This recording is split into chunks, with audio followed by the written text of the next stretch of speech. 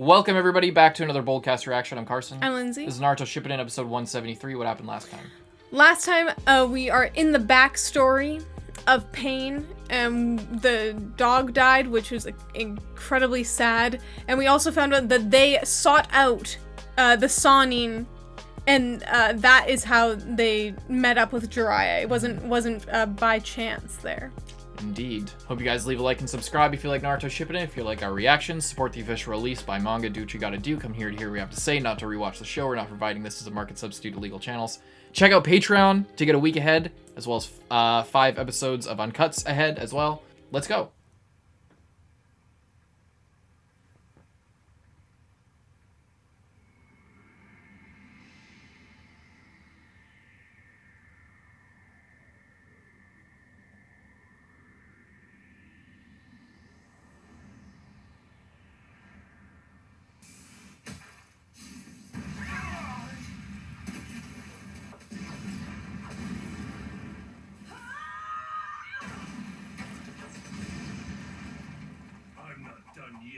Over here!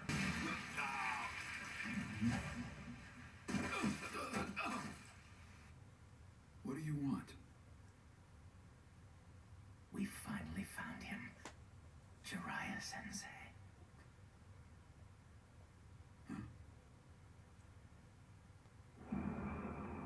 Damn, enemies! Run now! Get out of here! Nagato, go! I couldn't truly accept a hidden leaf ninja as a teacher. I'm sure you know what that's like, don't you?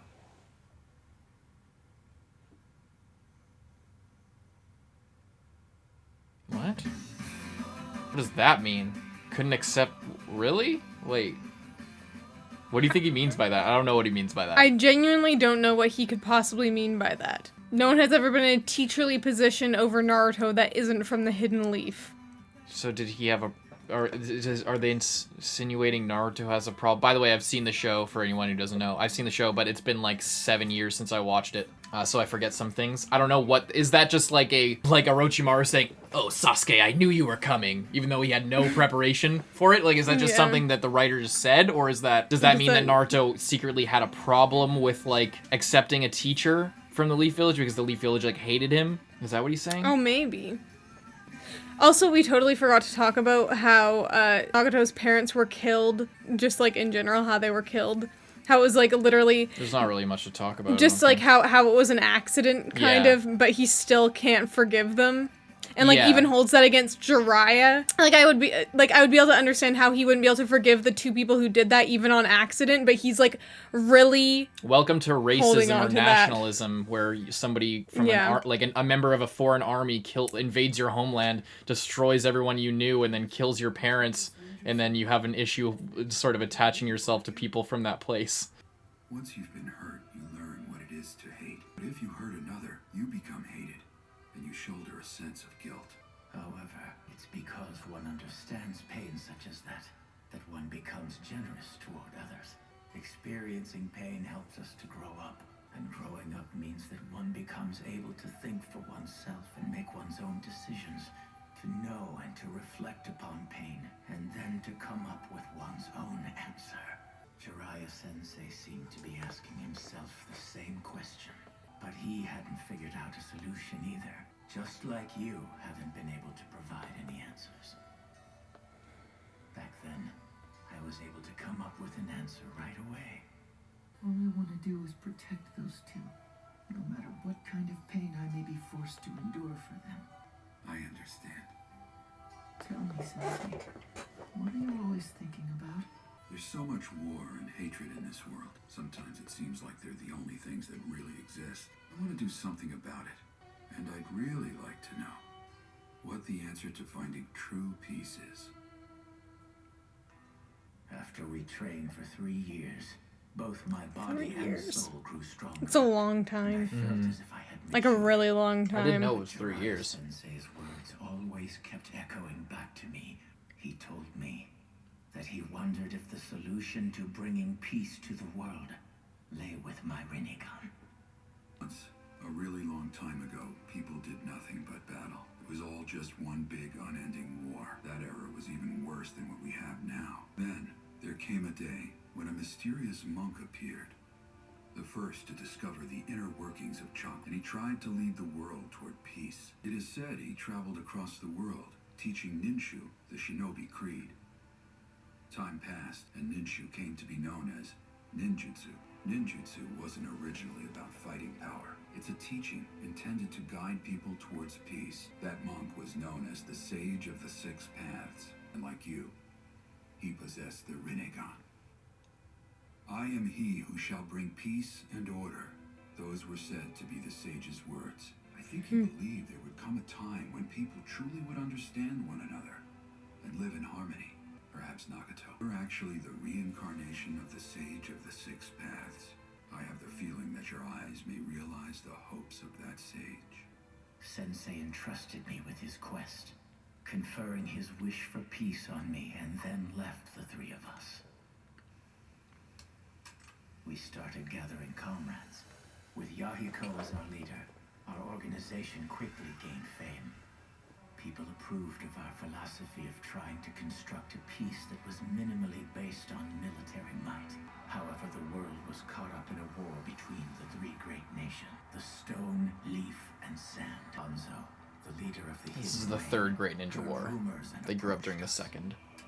He could no longer ignore our existence. He proposed to make us a nexus in the effort to launch peace negotiations between the three great nations. Our power would be used to elicit mutual agreement from all the parties.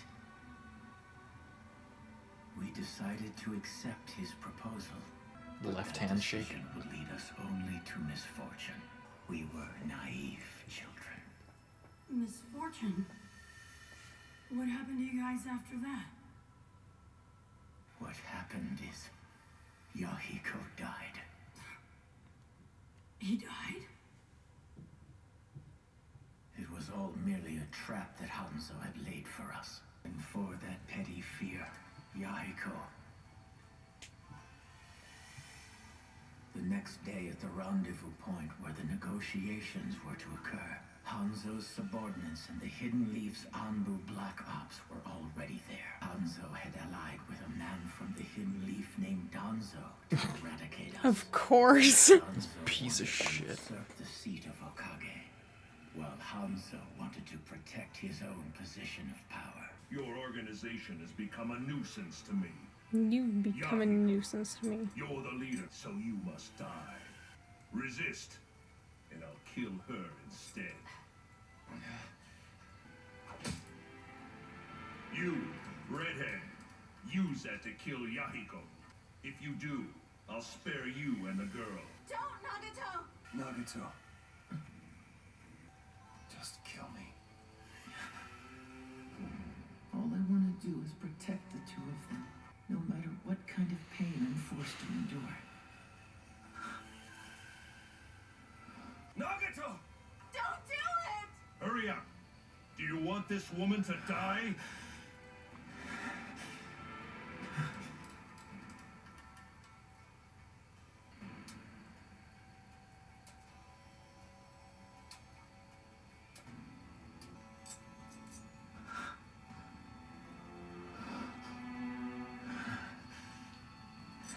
Come on.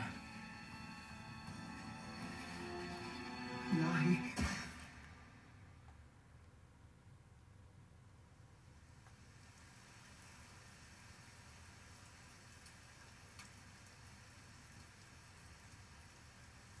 You and Konan survive no matter what.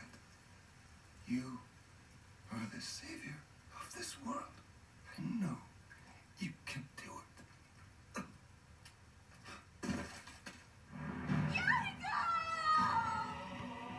I have big dreams, and I'm gonna make them come true. Kill him. Of course, he was Of course, never of gonna just let course. them go. Useless fighting doesn't Stupid. He repelled them.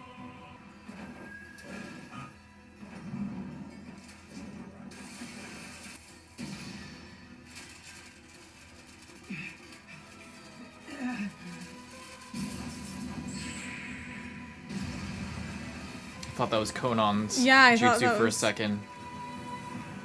Did we get him? Ah!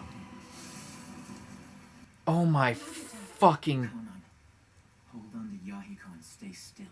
Impressive, boy. Those eyes. Get him! Summoning jutsu! Ghetto statue! Ghetto statue.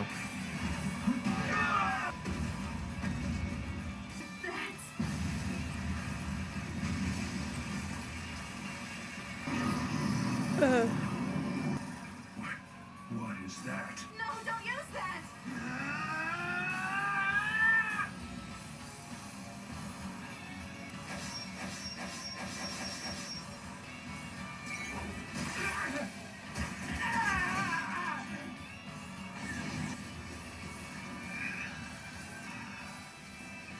I was like draining him.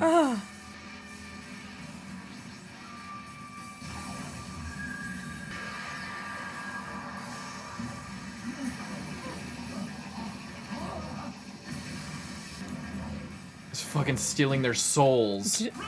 If it touches you, you die! Wow. This fucking guy is seriously just... It appears you were in the shadows as the real leader. That you possess the Rinnegan is quite a surprise.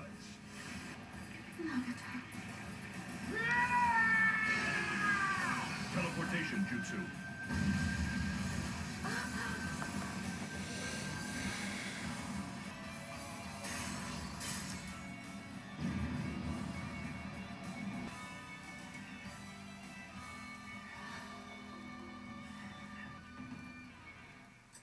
Yahiko died. And from then on, I took over as the leader of our organization. I thought that I had grown up, but nothing had changed at all. I was wrong. I realized then that the answer I had given Jiraiya was worth nothing.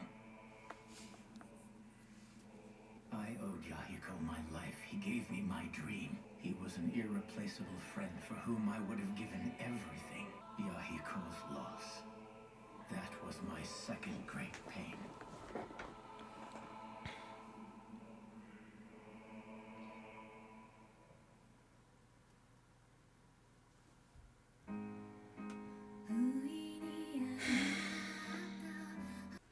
So what'd you think of that episode of Naruto Shippuden? Honestly, feeling really fucking disappointed that even though Danzo was there, he didn't get killed. Donzo wasn't there. Oh, he Donzo wasn't there? sent the Anbu Black Oh, Ops I thought there. he was also there. No, he was. That his image was over the shoulder because he helped orchestrate that whole situation. Okay, never mind. I wish he was there. So he could have If got taken out. only. He's the worst. Every bad thing, like every like bad thing, but like in a realistic bad thing way. Like he's like I know this is not about Danzo, but just every time he's involved, it's the worst fucking thing. Every time he is like so like involved in like the weird politics and like. Trying to make allies with other nations. Yeah, like, to try and we're gonna usurp overthrow the Hokage. government, so I'm gonna make my secret foundation, Yeah. and then use those people to come over here and, like, do this weird thing with the Rain Village, who we were at war with, but now we're, like, gonna help them out and, like, take out these other people who are threatening them, and, like, just, like, it's always this fucking political scheme with him, and I just hate it every time. Yeah. It's just so scummy, you know? Yeah. But anyway, and then it turns out that Hanzo is pretty well the same. Just those two are like seemingly very similar. No wonder they were working together. And he just feels it's so shitty too because it's like they were really trying. They made this whole organization, and it seemed like, from what we saw and what we've been told, it seemed like they were just genuinely trying to do good. They were freedom fighters. They were literally speaking. and like they were actually doing a good job. they weren't just like messing around or saying, oh, we want peace, but not doing. It seemed like they were actually doing stuff and had like a solid organization going on. Yeah. And then when the government asked them for help, they were like, you wanna know what? We don't, like, they were probably just like, you wanna know what? We don't really agree with everything that you guys are doing, but we'll help you out and we'll, like, go together and, like, make things better. You don't stay a warlord by creating peace, and that's what Hanzo is. He's a fucking warlord. Or was. He's dead, obviously. We know. Yeah, we learned we know earlier. that. But... yeah, he fucking you don't stay a warlord by recognizing your equals or by creating peace. You do it by fostering war and death. So there you go. As long as it's in a state of war, he has the power. It's just and it's so bad, and it shows how little he even cares about his own country at that point. There's like a group of people who's like coming forward and being like, yeah, we don't want our country to be destroyed by war because it's always getting fucked over. Why do you think he disagrees with that, other than like keeping his power? Because they can't change where they are. They can't change that they're between the fucking... And they can't change that this is a ninja world, and it's called that way for a reason. It's because the Leaf Village is no different. They do the exact same shit. They're literally a mercenary organization who sells themselves out to the highest bidder and participate in contract killings and wars in other nations. So Hanzo's thing is that he, like, even if... Like what other choice do they have? Like creating peace, like they can help people, but in his position, the best way that presumably you could help people being a border nation like that is by being the strongest you can be in repelling outside forces, presumably, or allying with fucking Danzo and trying to negotiate that border. How is he supposed to protect the country without being better at war than any of the people who are trying to invade him? And how do you do that? By like creating peace and making everyone weak. It's kind of like it's a weird place to be in if you think about it. He doesn't have much of a choice, but also, what Nagato and Yahiko were trying to do, and Konan they're just trying to make it so that there aren't starving war orphans and that civilians maybe don't get caught up in it or whatever. Well, that's the thing. It's like they were all also like ninja. Yeah. And it didn't, it didn't seem like they were like, oh, let's end all wars forever right now. It was just like, let's take some steps for it to not be as shitty constantly. It's like what it seemed. They weren't like, oh, let's never fight anyone again. It was just like, let's, make sure that people aren't getting like normal people in our country aren't getting destroyed constantly. And like we can put things in place to protect them.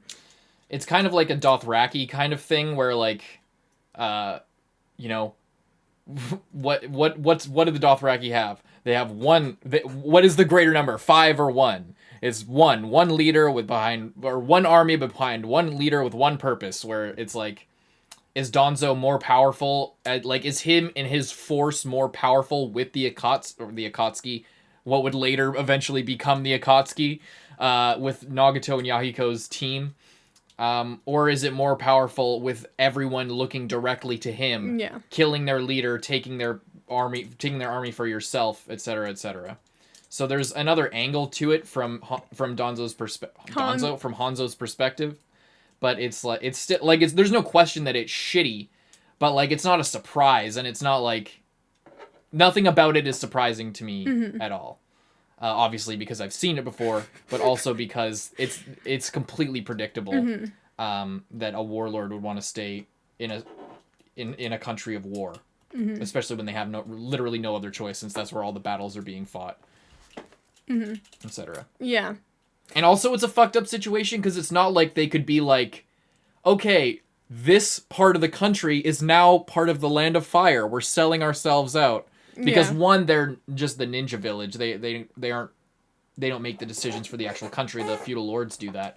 But also, like, why the fuck would any one of those 3 countries want to, like, have to Yeah. spend money keeping those people alive? Well, Like, also, it would just be bad because whichever one of those, like, the whole point of, like, those villages being in the middle is that they're in the middle. and it's And not they part of your aren't, like, country. touching each other. Yeah. So you can so, like, all of them feel like it's a good idea to go in there and, like, mess it up because it's not... It's no skin off your back. Like, you know, like, it's no problem for you if thousands of people fucking die in this country, because it's not your country. And also, you wouldn't want to make it your country. It's like, oh, well, okay, we at the Hidden Rain Village are selling ourselves to the, I guess, any bidder, anyone. But no one would Like, want well, it, because, like, if the Leaf Village took it... then they have to defend it. Then they have to defend it. And they get nothing, because it's not a very fruitful land. It's not like they have crazy soil. It's not like they have a resource. It's not like they have an exceptional anything. It's a fucking wasteland that, like, is full of starving It's also people. just, like, it's so interesting that so many wars are fought in there, because it is literally the worst place to fight a war. The land of eternal rain and mud. Yeah. Like, that, like... It's just the worst place in general. Imagine, like, how wrinkled your hands would be just from, like, a day there. The only worst place would be a fucking desert. So, Yeah. I don't know. It's just, I think it's really interesting to think about all that shit, like all the implications of, like, why things are the way they which are is there. which is why I think even earlier I said, I know that this is Naruto, but, like, the way, like, the ninja like, the way that this is a ninja world is not maybe a great thing. It's not, but it's just kind of how things turn out, I suppose. Yeah. It's how things kind of wash out. Because, again, like, it's an important thing to remember, and I think it's an important thing for Kishimoto to remember, because I'm not sure if he always remembers the whole feudal lord thing. I think it seems like he may forget that at some points, but I think it's an important thing to remember that, like, you know, these are just the soldiers of, like, a larger game, and, like, who knows what the feudal lords are invested in, if they even care about all this shit. Yeah, like, the Kages are having a meeting, but, like, what about the feudal lords who are, like... Because, the Land of Fire is absolutely gigantic. Yeah. And it is easy to forget sometimes that, like, the Hokage... Is not the leader. Yeah. I think and there's, genuinely... like, a ton of villages out there of, like, hundreds of thousands, maybe millions of people just, like, existing that have nothing to do with ninjas. Yeah. It makes me wonder, like, Kishimoto must have forgotten at some point that there were feudal lords, like, he probably, or, like, because the whole... I feel like it's been kind of, like, in and out, like, multiple times. It kind of sucks. I wish it, like many things in Naruto, it's a problem with the fucking weekly release schedule for the manga, having to put stuff out every week and plan for the long term. It's really rough, but... all that stuff regardless, because it's just fun to think about all the deeper political stuff, especially when you're introducing stuff like Hanzo and Danzo. Yeah, and all like, this, you have Danzo, and then it's like, so Danzo is, like, doing all this stuff because he wants to be Hokage, and it's interesting because it seems like the ninja world there's, like, almost this divide between, like, normal people, and, like, the ninja villages are, like, you know, kind of on their own thing, and they're not, like, they're fighting interacting with just each other, kind of. Exactly. Which is with, like, it's as if the feudal lord and, like, the greater, they're, like, just, people like, of they're, like, doing their own thing, and it's like all these great ninja war. It's just like, is the rest of the world not at war, or is it just, you know, like... it's interesting. I would be interested to know sort of, like, who is, like, are the ninja village, like... Are they going to war because of, like, a greater purpose, or is it because of... Is it just... if the Hokage decided we're gonna go fight those people, are we gonna go fight those people, or are we gonna, like, check in with the feudal lord? Are we gonna, like, if the feudal lord says, oh, I don't like those guys, go kill them, They have to go kill them? Because they hire the ninja village, because that's the thing, is they're, like, linked like that. The only time where, in the past that we've seen so far, that be a thing is when the Sand Village were attacking the Leaf Village with the Sound Village. Mm-hmm. Was, if you remember, the whole thing was the Leaf Village was, like, prospering and the rich were getting richer, and the feudal lords, like, all got together and created, like, a Geneva Convention type thing or something where it became more favorable for the Leaf Village to get more contracts. Therefore, the village hidden in the sand became, like, less marketable and got less jobs, and in a world where everyone in your village is prospering off of murder contracts and shit like that. For you not to be getting those murder contracts makes things really difficult. Therefore, we're going to crush the Leaf Village and to destroy our competitor. That was the entire thing behind Orochimaru, like manipulating them and telling them to go do shit. But that, like, as far as now, it is kind of weird. I wish it were more fleshed out. That's one thing that I wish were more fleshed out about the world. Yeah, I don't know. I know that has not much to do with what we're talking about right now, but it is interesting just to think about in terms of, like, I guess the reason that we keep is going back to stuff like this is because what is happening right now, like with Yahiko and Nagato and all this shit, is like so terrible. It's like it's so unbelievably terrible that it makes us wonder, like, why like they're thinking, like, how can we fix this? We're sitting here thinking, like, why did this happen in the first place? I think that's what the core of this conversation is. It's not like all the minutia about the feudal lords and the different countries and all this stuff. It's like what we just watched was so fucking terrible that, like, why did it have to happen at all? What, like genuinely, like, me sitting there, it's like I was there and I'm sitting here like, why did this happen? Why did, like, this guy have to kill himself essentially by his brother's hand? Just for what reason? How did this shit even happen? Is there any way that this could have been prevented? Because, like, obviously we're in Naruto's shoes right now, where we're, like, listening and thinking, like, fuck, this is terrible. Like, we're literally, like, we're being told this story from their perspective, and it's like trying to come up with an answer, because that's what Naruto's doing, is he's trying to come up with an answer for this dilemma of how to create peace, how to nullify the pain of the world, stop war. Maybe not stop it. Is that possible? Like, all these different questions. So when you're trying to come up with that, my mind goes to, like, why did this happen in the first place? What is creating this war? What is creating this problem? Is it the greed of the feudal lords? Like, how integral is that? Like, what made it so that Hanzo is, like, such a warlord? What made it so that the Stone Village wanted to attack the Land of Wind? All this shit, like, what are the threads connecting that led us to this point where these war orphans grow up, try to make good in the world, and then are mercilessly killed and betrayed by the country they're trying to help? It's like, yeah. So that's why I think we're focusing so much on the minutia and all the bullshit politics that honestly don't even matter very much. Like, because it's just, it's cool to think about the backstory and the lore of and the inner workings of the world and everything, but also it's just like, why the fuck did this happen? Why did this have to happen? Did it? No, it didn't. It's just, is there a reason? Is there a flaw we could find in the system that, like, we can fix here? But the flaw is that it's a ninja world, and it's called that for a reason. It's because it's run by the whims of ninja. It's a world propagated by war. That's how the country system was founded. It was founded by a ninja village with ninja clans allying with the money holders of the feudal lords, who can, you know, have enough money to make shit happen and pay the mercenaries for hire. That's it. And somehow, we also learned about Ninshu. Yeah. Oh yeah, that whole thing.